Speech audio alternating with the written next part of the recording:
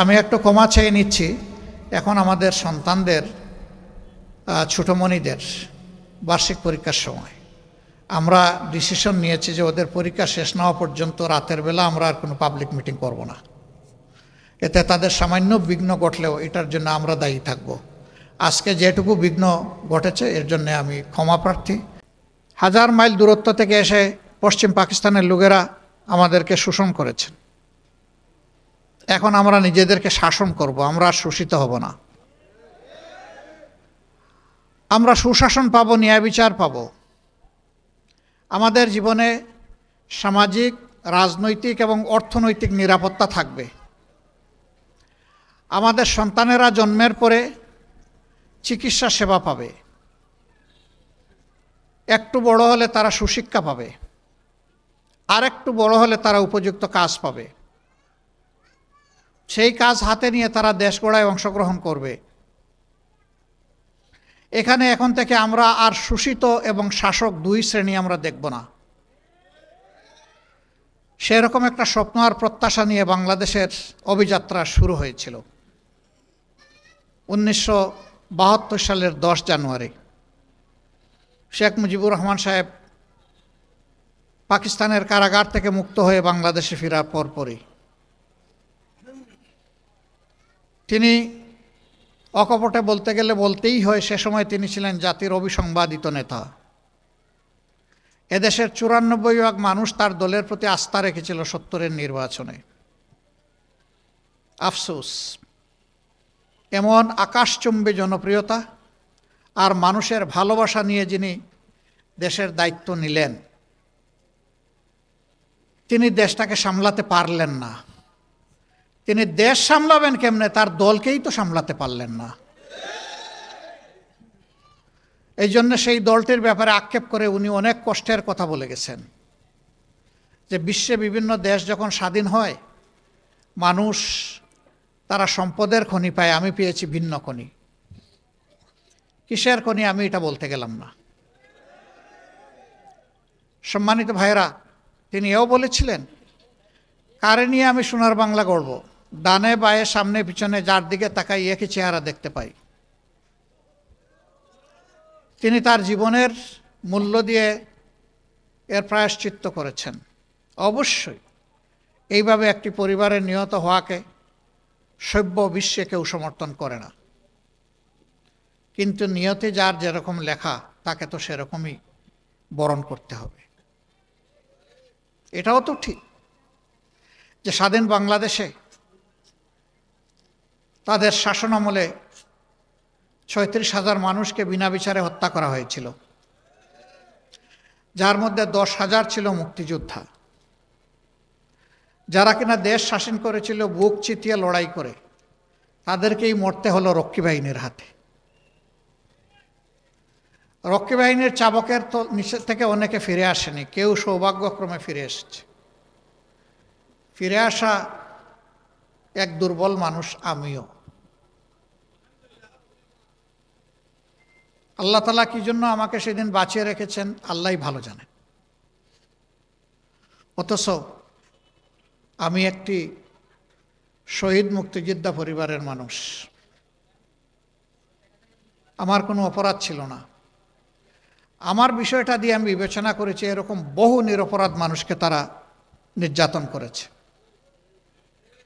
কেউ কেউ দুনিয়া ছেড়ে চলে গেছে, আফসোস নাই। তারপরেও যদি দেশের মানুষ আমাদের জীবনের বিনিময়ে একটু শান্তি পেত, কোনো আফসোস থাকতো না। কি অবস্থা সৃষ্টি হলো। সম্ভ্রান্ত পরিবারের মানুষগুলো তাদের মেয়েগুলোকে আর কলেজ ইউনিভার্সিটিতে পাঠানো বন্ধ করে দিয়েছিল। কেন বন্ধ করে দিয়েছিল আপনারা বুঝতেই পারছেন। মানুষের জীবনের কোনো নিরাপত্তা ছিল না, সম্পদের কোনো নিরাপত্তা ছিল না, বাইরেও ছিল না, ঘরেও ছিল না। অথচ 70-এর নির্বাচনের সময় আমরাই বলেছি মানুষকে, ভোট দেন নৌকায়, আপনি দরজা খুলে রাতে ঘুমাতে পারবেন। হ্যাঁ, ঠিকই মানুষ দরজা খুলে ঘুমাইছে, কিন্তু সেই দরজাটা নিজে খুলে নাই, চোর ডাকাত এসে খুলে দিয়েছে। এরপরে কি হলো বুঝলাম, তারা সব ভালো কাজ করতে পারলেন না, দফায় দফায় ক্ষমতার পালাবদল হলো, দেশের চেহারার একেবারে উন্নতি হয় নাই, এটা আমি বলবো না, হয়েছে।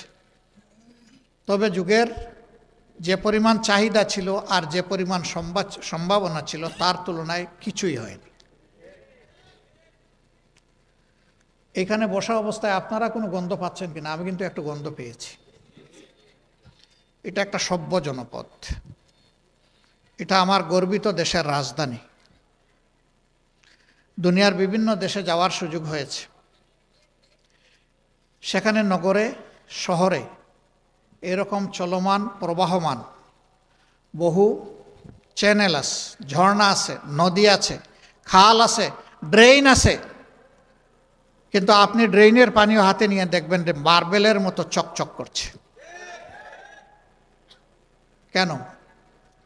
তারাও মানুষ, আমরাও মানুষ। আমরা কেন দুর্গন্ধের সঙ্গী হব? আমরা কেন পলিউটেড ওয়াটার স্ট্রিমের সঙ্গী হয়ে দুকে দুকে মরব? হাজার রোগ কেন আমাদের দেশে এই কারণে বাসা বাঁধবে? কপাল আমাদের এই জায়গায়। আমি বলেছিলাম আমাদের আল্লাহ অনেক সম্পদ দিয়েছেন, সব জায়গায় বলি একটা সম্পদের অভাবের কারণে আমরা পারলাম না আমাদের দেশটাকে বাগানের মতো করে সাজাতে। সেই সম্পদ হচ্ছে চরিত্রের সম্পদ। ক্ষমতায় যাওয়ার আগে অনেক রাজনীতিবিদ বলে থাকেন আমি রাজনীতিকে ইবাদত মনে করি, আমি রাজনীতি করি মানব সেবার জন্যে, সেবা আমার ধর্ম। হ্যাঁ, উনি মানব সেবা করেন ঠিকই, শুধু নিজের সেবাটা করেন। তিনিও তো একজন মানব, সেই অর্থে তিনি মানব সেবা করেন। কিন্তু মানব সেবা বলতে যা বোঝায় তা তো দেখি না। গত 15.5 বছর এদেশের মানুষ দারুণ কষ্টের মধ্য দিয়ে অতিবাহিত করেছে, আর আমাদের জন্য পরিবেশটা ছিল আরও একটু কষ্টের। জানেন সব কিছু, আমি এগুলো রিপিট করতে যাচ্ছি না। আমাকে একবার একজন তদন্তকারী কর্মকর্তা রিমান্ডে আমাকে জিজ্ঞেস করছে যে আপনি কি একটু দয়া করে আপনার সর্বশেষ ঠিকানাটা বলবেন? আমি বললাম বলবো, সর্বশেষ ঠিকানা আশা করছি এটা আল্লাহর জান্নাত। কয় না না, দুনিয়ার ঠিকানা। আমি বললাম যে সেইটা কোনটা বলবো? কয় কোনটা বলবেন মানে? আমি বললাম যে আমার তো শত শত ঠিকানা আছে। কয় স্যার আপনি অ্যারেস্ট হয়ে এরকম আমাদের সাথে মৌজ করতে পারেন? বললাম মোটেই আমি মৌজ করছি না। কয় তাইলে কীভাবে বললেন যে শত শত ঠিকানা আছে? আপনি এত ধনী? বলে আপনি কল্পনা করতে পারবেন না আমি তার চেয়ে আল্লাহর মেহেরবানি বেশি ধনী। কয় একটু বুঝিয়ে বলবেন? আমি বললাম অবশ্যই। এই যে আপনারা আর আপনাদের সরকার, আপনাদের কারণে কোনো বাড়িতে 1 রাত, কোনো বাড়িতে 2 রাত, কোনো বাড়িতে 3 রাত, কোনো বাড়িতে 1 সপ্তাহ, কোনো বাড়িতে 2 সপ্তাহ, এইরকম করে কেউই তো আমাদের বছরের পর বছর যাচ্ছে। এখন হিসাব পেয়েছেন যে আমাদের শত শত ঠিকানা কোথায়? এটা শোনার পরে বলে যে আপনার ঠিকানা আমার লাগবে না। বুঝতে পারছে যে এর পরবর্তী ঠিকানা তো শেষটা না, আরও কোনটা হয়ে যাবে। এইটা ছিল ভাই আমাদের কন্ডিশন। একটা স্বাধীন দেশে বসবাস করেছি, পরিবারের সদস্যদের মুখ দেখতে পারি নাই একটানা দেশে থাকা অবস্থায় 10.5 মাস। অবশ্য যখন জেলে যেতাম তখন মাসে একবার দেখার সুযোগ পেতাম, তারা আসতো আমাকে দেখতে। কিন্তু জেলের বাইরে যখন থাকতাম এটা হতো না। এখন বলবেন এটা তো আপনার উপর দিয়ে গেছে, তাতে দেশবাসীর কি? না, আমার উপর দিয়ে যায় না, এই কোটি কোটি মানুষের উপর দিয়ে একই অবস্থা গিয়েছে। আমি একা মজলুম ছিলাম না, বলতে গেলে গোটা দেশবাসী, গোটা সমাজই মজলুম ছিল। তারা আমাদের সবগুলো অধিকার একে একে কেড়ে নিয়েছিলেন। বাঁচার অধিকার, খাওয়ার অধিকার, কর্মসংস্থানের অধিকার, আমাদের ভোটের অধিকার, আমাদের মানব অধিকার, আমাদের নাগরিক অধিকার সবই তাদের জিম্মায় চলে গেছিল। তাদের অবস্থাটা ছিল তারা দেশের মালিক আর আমরা ভাড়াটিয়া। ভাড়াটিয়ারও ভাই একটা মর্যাদা থাকে, তাও মনে হয় আমাদেরকে ওভাবে চিন্তা করতো না দেশবাসীকে। এবং কোথায় কোথায় তারা হুমকি দামকি দিতেন, কোথায় কোথায় মানুষ খুন করতেন, কোথায় কোথায় বিচারের নামে মানুষকে ফাঁসিতে ঝুলাতেন। তাদের অবস্থাটা এমন হয়ে গিয়েছিল।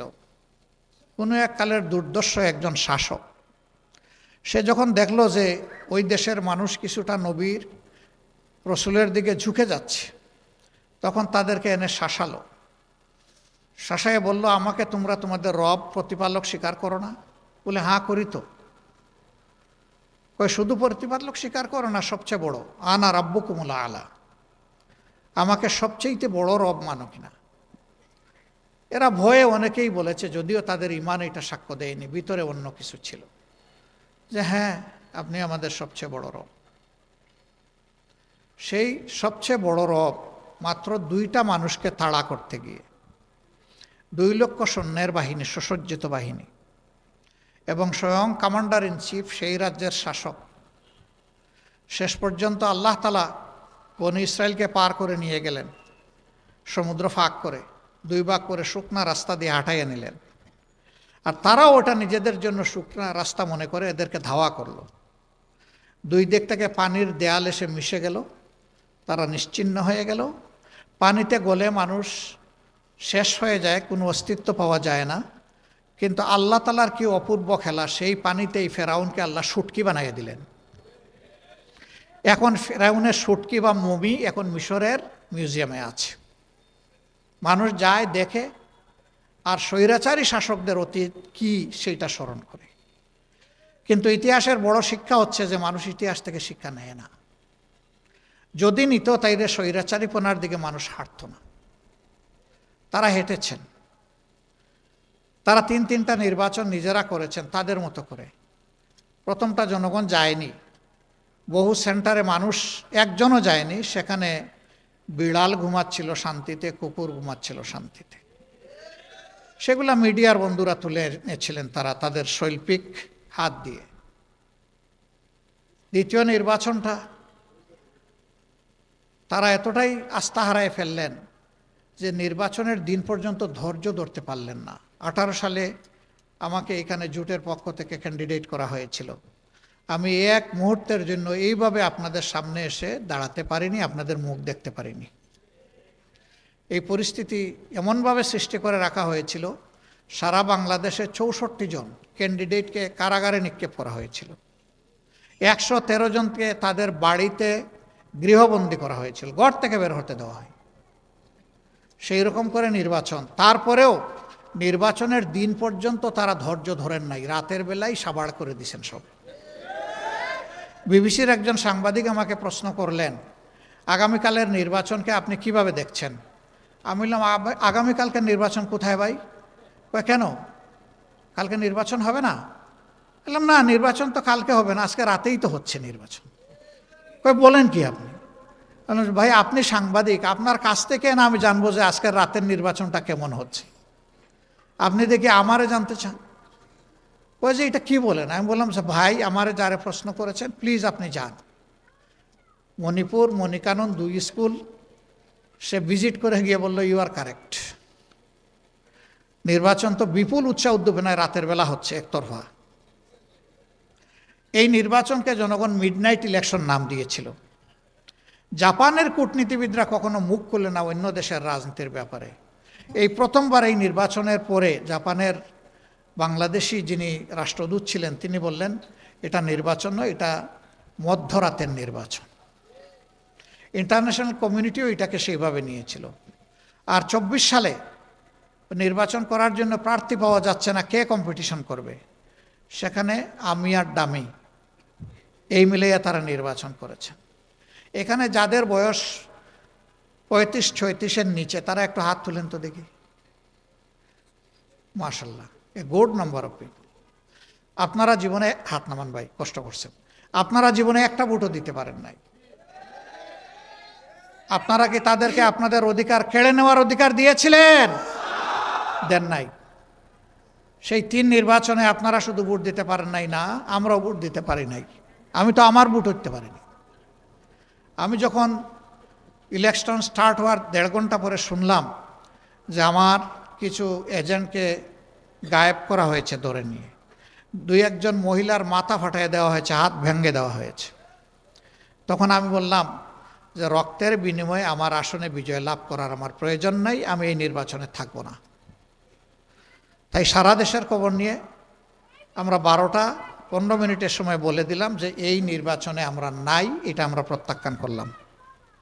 আমরা অবৈধ নির্বাচনকে বৈধতা দিতে চাই না। আমাদের বিভিন্ন দেশের বন্ধুবান্ধব বলতো, তোমরা বলতেছো ওরা ফেয়ার ইলেকশন দিবে না, তোমরা না গিয়ে কিভাবে এটা প্রমাণ করবা যে ওরা ফেয়ার ইলেকশন? তোমরা যাও, তারপরে বোঝা যাবে ইলেকশন ফেয়ার না আনফেয়ার। অবশ্যই ইলেকশন হয়ে যাওয়ার পরে আর কোনো বন্ধুবান্ধব এই কথা বলে নাই যে তোমরা নির্বাচনে যাও। 24 সালের নির্বাচনের পরে তারা ঘোষণা দিয়েছিল 41 সাল পর্যন্ত বাংলাদেশের ইজারা তারা গ্রহণ করেছেন, যে আমরা 41 সাল পর্যন্ত এই দেশকে সাজাবো, অর্থাৎ আমরা ক্ষমতায় থাকবো। তুতিল মুলকা মান তাশা ওয়া তানজিউল মুলকা মিম্মান তাশা। আল্লাহ হচ্ছেন সমস্ত মুলকিয়াতের মালিক। কুলিল্লাহুম্মা মালিকাল মুলক, নবী তুমি বলে দাও তিনি সেই মহান আল্লাহ যিনি সমস্ত বাদশাহীর মালিক। তার মহান বাদশাহী থেকে দুনিয়ার শৃঙ্খলা বিধানের জন্য যেখানে যেখানে প্রয়োজনে একটু হালকা কর্তৃত্ব তিনি দান করেন। এই কর্তৃত্বে যারা ব্যর্থ প্রমাণিত হয়, জালেম প্রমাণিত হয়, দুকাবাজ খেয়ানতকারী প্রমাণিত হয়, সন্ত্রাসী প্রমাণিত হয়, আমি তাদের কাছ থেকে আস্তে করে ক্ষমতা কেড়ে নেই। সব কিছু সাজানো হয়েছিল 41 সালের জন্য। 24 সাল যে 41 হয়ে যাবে তারা এটা বুঝতে পারেন নাই। সে বছরটা আমি আল্লাহ তাআলার মেহমান হিসেবে হজে গিয়েছিলাম। অনেক মানুষ মুখের দিকে তাকায় বলতো, যারা চিনত, যে আমাদের কি বাঁচার কোনো পথ বের হবে? বলতাম কেন নয় ভাই? ওই কিভাবে? যে আল্লাহ যেভাবে অতীতে করেছেন সেইভাবে। ওই যে কোনো আলো দেখি না তো, এটা কারে দিয়ে হবে? তাই আমি বলতাম যে কেন, সকল যুগেই পরিবর্তন এসেছে, যুবকদের হাত ধরে তাদের গাড়ে ভর করে। বাংলাদেশেও পরিবর্তন আসবে যুবকদের হাত ধরে। ভাই আসল জায়গায় এসেছেন। চকের 2 ফোঁটা পানি দিয়ে আপনি মাতাফে গিয়ে কাবাগরের দিকে নিশানা করে আল্লাহ তাআলাকে বলুন যে আল্লাহ এই জালিম জনপদ থেকে আমাদেরকে উদ্ধার করো। আল্লাহ চোখের পানি ফেরত দেবেন না। আল্লাহু আকবার। লোকেরা দেখতাম যে আমার কথায় বিশ্বাস করে না, আস্থা আসে না। হজ উমরা শেষ করে যখন ফিরলাম 17 তারিখ, 16 তারিখ আবু সাঈদের মৃত্যুর শাহাদতের মধ্য দিয়ে বাংলাদেশের নূতন অধ্যায়ের সূচনা হলো। 17 তারিখ থেকে আগুন জ্বলে উঠল। সেই দিন থেকেই চতুর্দিকে নিরীহ জনগণের, নিরস্ত্র জনগণের বিরুদ্ধে সশস্ত্র আক্রমণ শুরু হলো ভয়াবহভাবে। শ মানুষ খুন করা হলো। শেষ পর্যন্ত এর শেষ পরিণতি হলো গিয়ে 5 তারিখ। যারা বলেছিলেন আমরা পালাই না, তারা জানি না এখন কিভাবে কোথায় গেলেন। আমরা কোনোদিন এটা বলি নাই যে আমরা পালাই না। তবে আলহামদুলিল্লাহ রাব্বুল ইজ্জত আমাদেরকে এটুকু মেহেরবানি করেছেন যে আসলেই আমরা পালাইনি। আমরা ফাঁসির রশি গলায় নিয়েছি কিন্তু দেশ থেকে পালাইনি। আমাদের একজন, তিনি আমেরিকায় ছিলেন স্বাভাবিক কাজে, সেই সময় বন্ধুবান্ধব তাকে নিষেধ করেছে, ডোন্ট কাম ব্যাক। তিনি বলছেন কেন? বলেছে যে আপনাকে ওই রকমই পারসিকিউট করা হবে, অবিচার করা হবে যেমনটা অবিচার করা হচ্ছে আপনার সিনিয়র লিডারদের সাথে। তিনি বলছেন সিনিয়র লিডাররা যদি আল্লাহর জন্য ধৈর্য ধরে সহ্য করে থাকতে পারেন, আমিও পারবো, আমি আসছি। আদালতে দাঁড়িয়ে আমাকে ফাঁসি দেওয়া হোক, আমার কোনো আপত্তি নাই। আমি পলাতক হিসাবে এই বদনামের অংশ নিতে চাই না যে আমি অপরাধী। আমি আদালতে দাঁড়িয়ে বলবো আমি নিরপরাধ। মীর কাসেম আলী সেইটাই করেছিলেন। কিন্তু না আসলে পারতেন ভাই, কেউ তারে বলতো না যে উনি পালিয়ে গেছেন, কারণ তার বিরুদ্ধে কোনো ওয়ারেন্ট, কোনো মামলা ছিল না। তিনি এসেছেন তার নৈতিক দায়বোধের জায়গা থেকে, তার দেশকে ভালোবাসেন। এই জন্য তিনি বলেছেন যে দেশে আল্লাহ আমাকে পয়দা করেছেন আমার মত যেন সেই দেশে হয়। সম্মানিত ভাইয়েরা, গেল তাদের চ্যাপ্টার, এখন কি হবে? এখন কি এগুলোই চলবে? আগামীতেও কি একটা দুর্নীতিবাজ সরকার এসে আমাদের সব লন্ডভন্ড করে দেবে? আগামীতেও সন্ত্রাসীরা এসে আমাদের উপর আবার ছড়ি ঘুরাবে? আগামীতে আমাদের মা বোনদের ইজ্জত নিয়ে আবার টানাহেঁচড়া করা হবে? আমাদের জীবনের উপর কালো হাত নেমে আসবে? সবগুলার বিরুদ্ধে আমাদেরকে সিংহের মতো গর্জন করতে হবে ইনশাআল্লাহ। আমাদের স্পষ্ট বক্তব্য, দুর্নীতি তোমাকে লাল কার্ড, সন্ত্রাস তোমাকে একেবারেই কালো কার্ড, অবিচার তোমার জায়গায় সমাজে হবে না। একটা দুর্নীতিমুক্ত, সামাজিক সুবিচারে পরিপূর্ণ, একটা ভারসাম্যপূর্ণ অর্থনীতির দেশ হিসাবে বুক চিতিয়ে যুদ্ধ করা যুবকদের হাতে তাদের মেধার মূল্যায়ন করে তাদেরকে দেশের দেশ গঠনে তাদেরকে কাজে লাগানোর সেই পরিকল্পনা নিয়ে আগাচ্ছে বাংলাদেশ জামাত ইসলামী। আমাদের অঙ্গীকার একেবারেই স্পষ্ট, আমরা শিক্ষা স্বাস্থ্যকে সবচেয়ে বেশি গুরুত্ব দেব।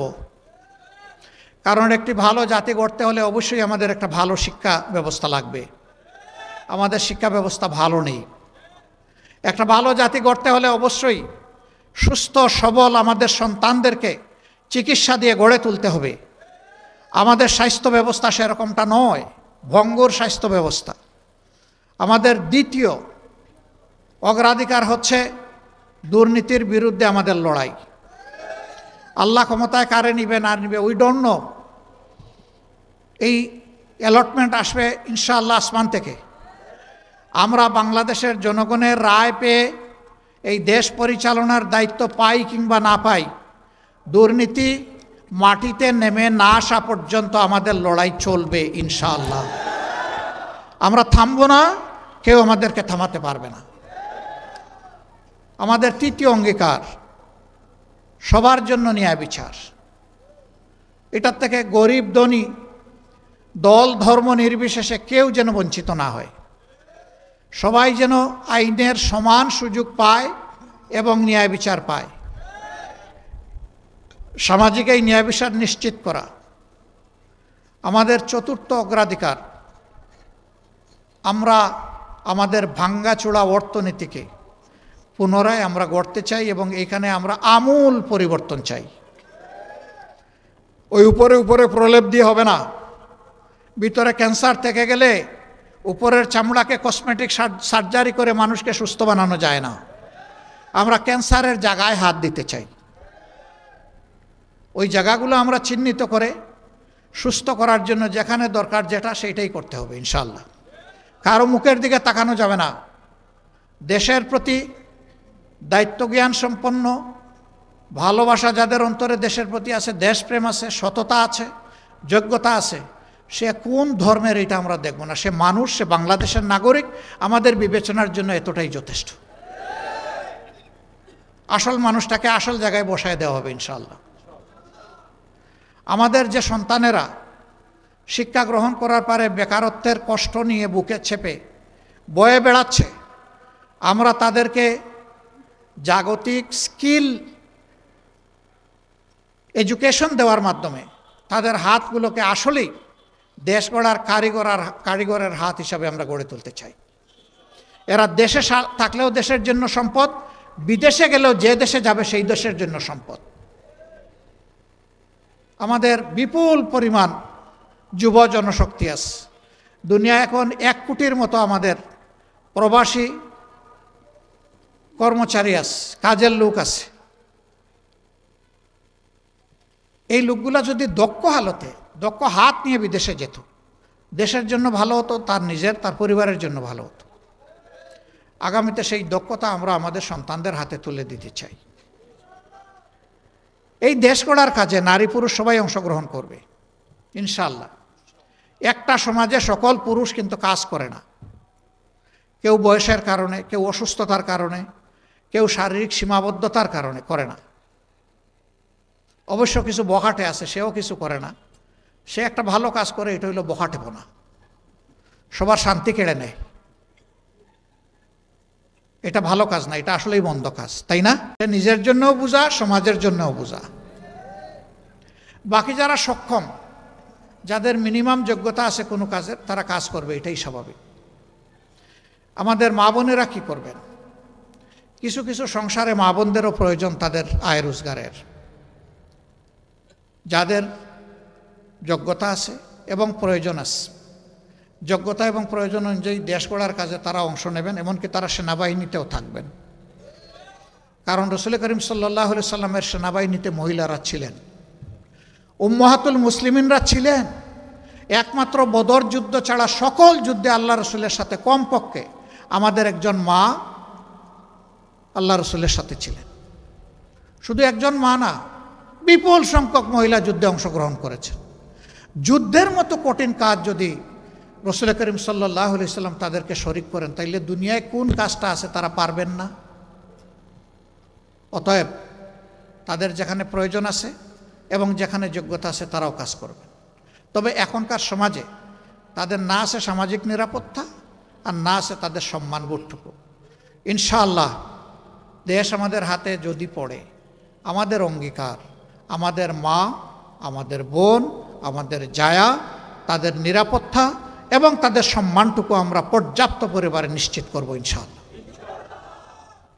এটা ঘরে, চলাচলে, কর্মস্থলে, সব জায়গায় এটা নিশ্চিত হবে ইনশাআল্লাহ। আমরা তো ওই সমাজের জন্য কাঙ্গাল হয়ে বসে আছি যেই সমাজটা রাসূল করিম সাল্লাল্লাহু আলাইহি সাল্লামের হাতে কোরআনিক সংবিধান অনুযায়ী গড়ে উঠেছে। আর জীবনের শেষ লগ্নে জুমার খুতবায় দাঁড়িয়ে আল্লাহ রসুল বলেছিলেন, খায়রুল কুরুনি কারনি সুম্মাল্লাযীনা ইয়ালুনাহুম সুম্মাল্লাযীনা ইয়ালুনাহুম। আমার যুগ বিশ্বের শ্রেষ্ঠতম যুগ, আমার পরের যুগ এর কাছাকাছি, এর পরের যুগ তার কাছাকাছি, এরপরে আল্লাহ রসুল আর কিছু বলেন না। কারণ খেলাফতের নিয়ামত অতটুকুই ছিল। তিনি সাথে সাথে এটিও বলেছিলেন, বিশ্ববাসীকে এমন একটি সোনার সমাজ উপহার দিয়ে যাচ্ছে। ইয়েমেনের সানা থেকে মরক্কোর হাজারামাত, এই দীর্ঘ রাস্তা, একজন তরুণী তম্বী যুবতী তার সমস্ত যৌবন সৌন্দর্যের নিয়ামত নিয়ে একা সফর করবে। এক আল্লাহ ছাড়া তার কাউকে ভয় করার কোনো প্রয়োজন হবে না, এবং সেই সমাজ তিনি নিশ্চিত করেছিলেন। মাদের ব্যাপারে ভয় দেখানো হয়, জামাত ক্ষমতায় আসলে সবাইকে একটা করে কালো বুরকা, শুধু চোখ খোলা রাখবে। ইসলামের বিধানে চোখ খোলা রাখারও আছে, আবার মুখ খোলা রাখারও আছে। হ্যাঁ, কেউ যদি চোখও না ডাকেন, মুখও না ডাকেন, জামাতে ইসলামে কাউকে জোর করে বুরকা পরাবে না।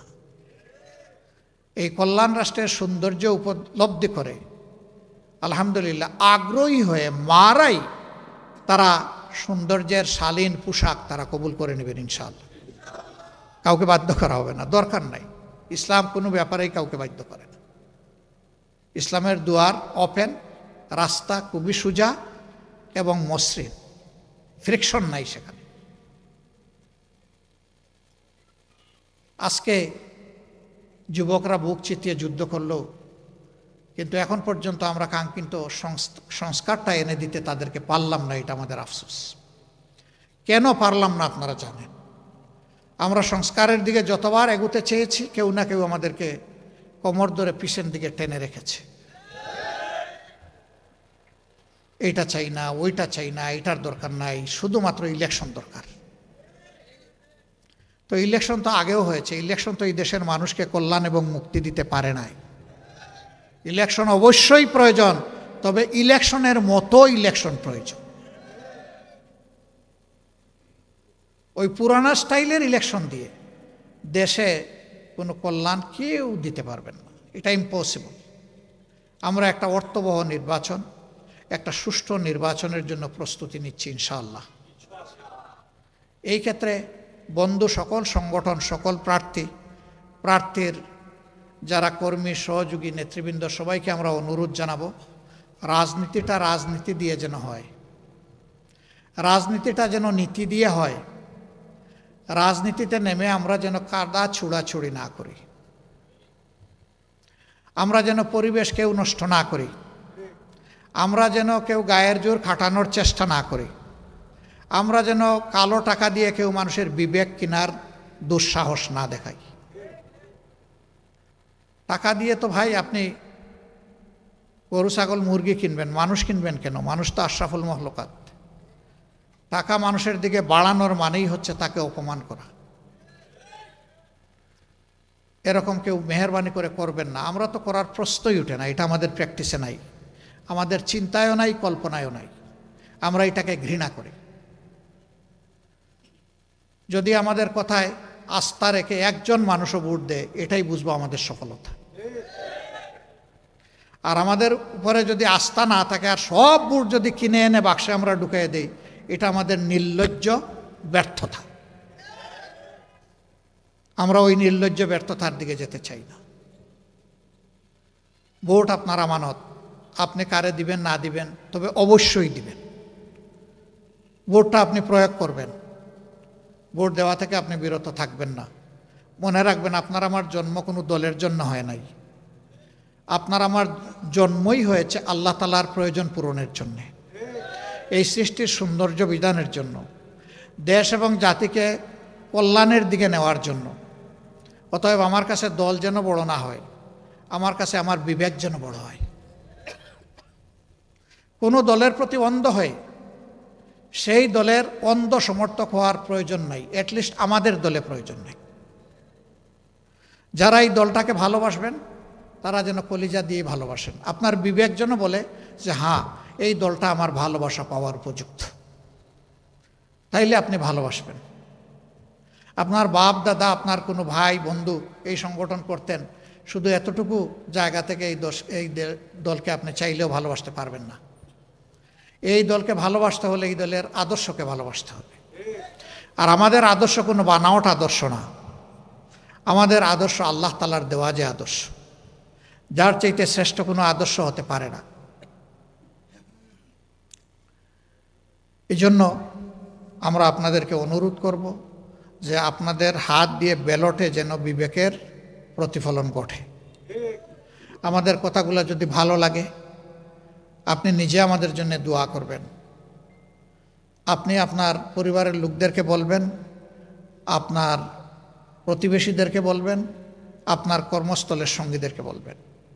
যদি আমাদের কোনো কথা আপনার অপছন্দ হয়, আমাকে বলবেন। আমরা কথা দিচ্ছি সংশোধন হব। এটা যদি কোনো বাজে কথা হয়, মন্দ কথা হয়, আমরা সংশোধন করে নেব। ভালো হলে আমাদেরকে বলবেন না, অন্যকে বলবেন। আর আমাদের কথা মন্দ হলে আমাদেরকে বলবেন। আজকের এই রাতে কষ্ট করে আপনারা এখানে এসেছেন, আপনাদের সবার প্রতি আমরা কৃতজ্ঞ। সবাই দোয়া করবেন। ফেব্রুয়ারির প্রথমার্ধে যে নির্বাচনের জন্য জাতি পিপাসার্থ হয়ে বসে আছে, এই যে জেনারেশনে একটা ভোটও দিতে পারল না, এই যে মানুষগুলো গত তিনটা নির্বাচনে ভোট কেন্দ্রে যাওয়ার কোনো গরজ অনুভব করলো না বা পরিবেশ পেল না, আগামী নির্বাচন যেন তার সব কিছুর জবাব দিতে সক্ষম হয়। একটা সুষ্ঠু নির্বাচন হোক। এই নির্বাচনের মধ্য দিয়ে যে দল আসবে আমরা তাদেরকে অভিনন্দন জানাবো। ঠিক অনুরূপভাবে আমরা যদি আল্লাহর ইচ্ছা এবং আপনাদের দোয়া ভালোবাসায় আসি, আমরা তাদের কাছেও প্রত্যাশা করব তারাও আমাদেরকে অভিনন্দন জানাবে ইনশাআল্লাহ। রাজনীতির সৌন্দর্য এইভাবে ফুটে উঠুক এবং আমাদের দেশ কল্যাণের রাজনীতির দিকে এগিয়ে যাক। অতীতের সমস্ত পচা দুর্গন্ধময় রাজনীতির কলুষিত ইতিহাস থেকে আমরা বেরিয়ে আসি। আল্লাহ তাআলা রাজনীতির একটা সোনালী ইতিহাস আগামী নির্বাচনের মধ্য দিয়ে জাতিকে রচনা করার তৌফিক দান করুন। সবার প্রতি গভীর কৃতজ্ঞতা, আন্তরিক মোবারকবাদ। আসসালামু আলাইকুম ওয়া রাহমাতুল্লাহি ওয়া বারাকাতুহু। আমি একটু ক্ষমা চেয়ে নিচ্ছি, আমি একটু ক্ষমা চেয়ে নিচ্ছি। এখন আমাদের সন্তানদের, ছোটমণিদের বার্ষিক পরীক্ষার সময় আমরা ডিসিশন নিয়েছি যে ওদের পরীক্ষা শেষ না হওয়া পর্যন্ত রাতের বেলা আমরা আর কোনো পাবলিক মিটিং করব না। এতে তাদের সামান্য বিঘ্ন ঘটলেও এটার জন্য আমরা দায়ী থাকব। আজকে যেটুকু বিঘ্ন ঘটেছে এর জন্য আমি ক্ষমা প্রার্থী, আপনাদের কাছে দোয়া প্রার্থী। আসসালামু আলাইকুম ওয়া রাহমাতুল্লাহ।